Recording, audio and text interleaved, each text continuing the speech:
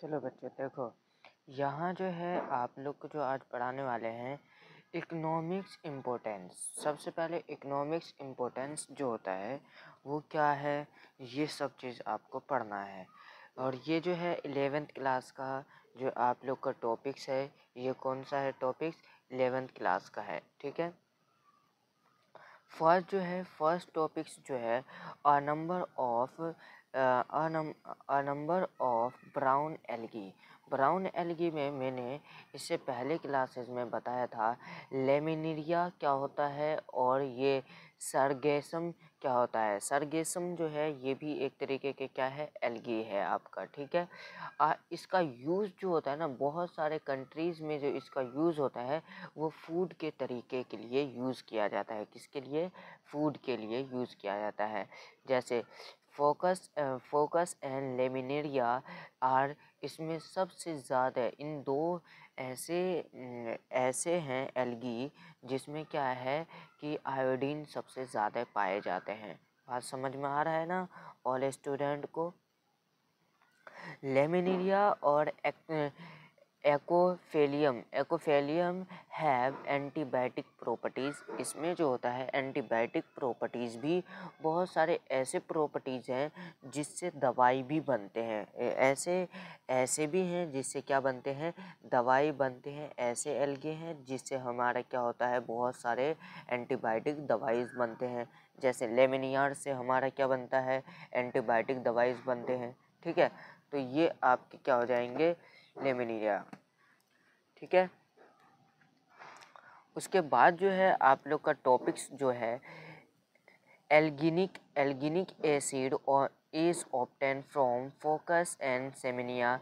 इसमें से एक एसिड निकलता है एल्गेनिक एसिड जो होता है इससे दवाई बनती है। इससे क्या बनता है, दवाई बनता है आप लोग का। जैसे कि ये पेट दर्द का, ये सब का दवाई बनता है। मशरूम होता है वो भी एक तरीके का क्या है, एल्गी है।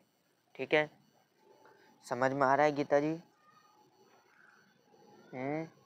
सुहेल, समझ में आ रहा है? हाँ, ठीक है।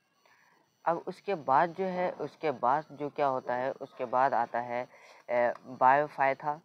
इससे पहले जो हम लोग पढ़ रहे थे वो क्या पढ़ रहे थे, इससे पहले थाइलोफाइथा पढ़ रहे थे। थाइलोफाइथा कंप्लीट हो चुका था। तो ये टॉपिक्स था थाइलोफाइथा का थोड़ा सा। और अब जो है बायोफाइथा है। क्या है, बायोफाइथा। बायोफाइथा का जो है, बायोफाइथा जो है ये क्या काम करता है, इसमें जो है सबसे वो वाले इसमें जो मोस्टर शेडी रीजन में पाए जाते हैं। कहाँ पाए जाते हैं, इसमें नो वास्कुलर होता है। ये क्या होता है, नो वास्कुलर होता है। ये वास्कुलर नहीं होते हैं। और ये किस तरीके का दिखते हैं, प्लांट किंगडम जैसे दिखते हैं। कैसे, प्लांट, उसको हम क्या बोलते हैं, एम्फीबियंस बोलते हैं। जो प्लांट की तरह दिखता है उसको हम क्या बोलते हैं, एम्फीबियंस बोलते हैं। ठीक है, बात समझ में आ गया।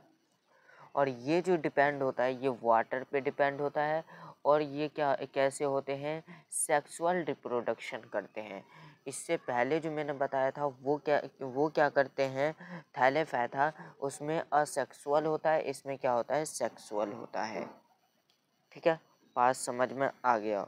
ये भी जूस्पर्म ही है बेटा, ये भी क्या है, जूस्पर्म ही है। सब में जूस्पर्म होगा।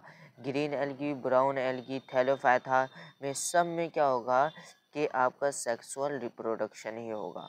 ठीक है, बात समझ में आ गया। कैरेक्टर देख लो, कैरेक्टर क्या होता है। ये सबसे ज़्यादा कहाँ पाया जाता है, डीम में पाया जाता है और रॉक पे। रॉक यानी मिट्टी विट्टी जो देखे होगे, यानी पत्थर वत्थर पे भी ये होता है। वॉल पे भी, गांव में वॉल पे भी देखा होगा कि जो आपका जो होता है वो क्या कहते हैं, दीवार जो होता है, दीवार पे भी काई लग जाता है। तो वो एक तरीके का क्या है, वो एक तरीके का बायोफाइथा है। क्या है, बायोफाइथा। बात समझ में आ रहा है ना सब स्टूडेंट को। द डोमिनेंट फेज और plant body is free living gametophyte. Gametophyte, यानी इसमें जो है बहुत सारे डोमेन्स फेस होते हैं जो हमें दिखता है, और वो कैसे होते हैं, प्लांट जैसे होते हैं दिखने में, तो उसको जो हम बोलते हैं गैमेटोफाइट बोलते हैं। क्या बोलते हैं? गैमेटोफाइट। गैमेटोफाइट ये रहा, ठीक है। इसमें क्या होता है, रूट एब्सेंट होता है, roots are absent but contain rhizoid जो होता है, इसमें रूट नहीं होता है, रिफ्जॉइड होता है। वो आगे बताएंगे रिफ्जॉइड क्या होता है। यार नींद आ रही है ना अभी भी, ठीक है। ये सब ठीक है, यहाँ तक समझ में आ गया होगा ऑल स्टूडेंट को। Vegetative reproduction is by fragmentation. इसमें जो वेजिटेटिव रिप्रोडक्शन होता है तो वो क्या करते हैं, वो जो करते हैं फ्रैगमेंटेशन करते हैं और ट्यूबर्स करते हैं, जमाई करते हैं। जमाई जानते हो, एक प्लांट से दूसरे प्लांट में ट्रांसफ़र होना, पॉलीगोनल, ठीक है, उसी को कहा जाता है। बर्ड भी होता है etc। इसमें जो होता है सेक्सुअल ऑर्गेनिज्म होता है। Sexual organism are multi cellular and jacketed. इसमें जो होता है मल्टी सेलुलर भी होता है, यानी सेक्सुअल ऑर्गेनिज्म जो होता है मल्टी सेलुलर में भी पाए जाते हैं। ये जो होते हैं मल्टी सेलुलर होते हैं। ये कैसे होते हैं? Multi cellular. इसमें जो होते हैं एनिमल जो होते हैं उसका जो सेक्स ऑर्गेन जो होता है उसको कहते हैं एंथेरिडियम। एंथेरिडियम में से जो प्रोड्यूस होता है एंथ्रोजॉइड होता है। क्या क्या प्रोड्यूस होता है? एंथ्रोजॉइड प्रोड्यूस होता है। फीमेल में जो होता है सेक्स ऑर्गेनिज्म जो होता है आर्चिगोनियम होता है। क्या होता है? आर्चिगोनियम। जो इसमें से क्या निकलता है? सिंगल एग निकलता है, ठीक है। बात समझ में आ गया? तो इसमें एक क्वेश्चन पूछा जाता है बायोफाइथा में ये बताओ कि यानी मेल का क्या होगा, फीमेल का क्या होगा। तो ये बात आप लोग याद रखना बेटा, इसमें से क्वेश्चन पूछ देता है, नीट का भी पूछेगा। बायोफाइथा इज डिपेंड ऑन जेम्टोफैथ और नरिशमेंट। ये जो है बायोफाइथा जो होता है सेप्रोफाइट जो होता है डिपेंड करता है गेम्टोफाइट पे डिपेंड करता है। किस पे करता है? गेम्टोफाइट पे डिपेंड करता है, यानी आगे आगे आप लोग को बताने वाले हैं, ठीक है। आगे जो आपके क्लासेस होंगे तो बेटा ये सब भी नोट्स आप लोग कर लेना। ये वेरी इंपॉर्टेंट नोट्स है और यही है आप लोग का वेरी इंपॉर्टेंट नोट्स, ठीक है।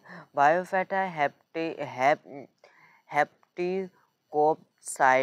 हेप्टिकोप्साइडे के बारे में बात करेंगे, जो कि हमारे किस में होता है?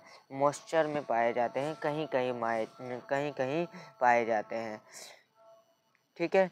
तो ये टॉपिक्स जो है आप लोग लिखना चाहो तो लिख सकते हो। नेक्स्ट क्लास में जो है ये टॉपिक्स आपका क्लियर कर देंगे, ठीक है। अभी हम आप थोड़ा दवाई खाते हैं, ठीक है। आप लोग के दुआ से हम ठीक रहें।